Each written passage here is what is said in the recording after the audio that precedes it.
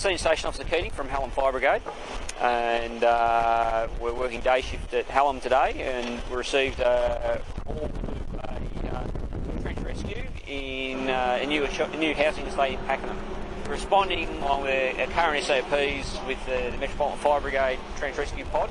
Our regional response also requires response from Dandenong and the British Rescue Brigade, being Nana Goon in this case.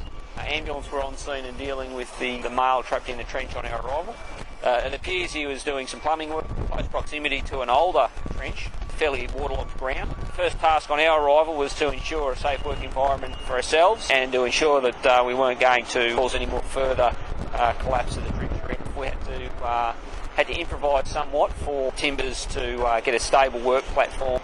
He was in a 2 metre deep trench, and he was only approximately head height was level with the surrounding ground level, but there's a bit of spoil built up, so he would have only been standing at possibly the 2 metre level, and access to him was fairly easy.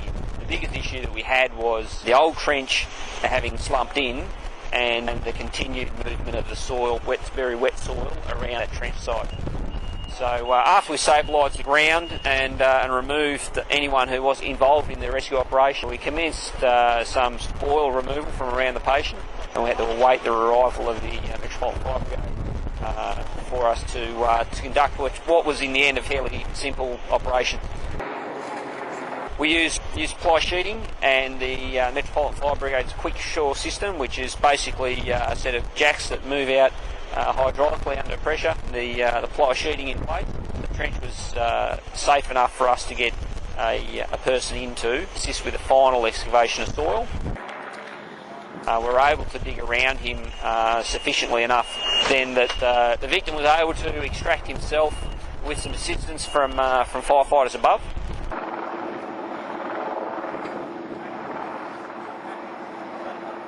And pretty much walked himself up and out of the trench.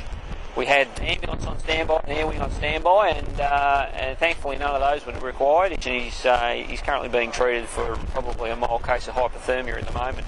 No obvious or visible injuries, so it's a good result all round. It's a very good multi-agency response.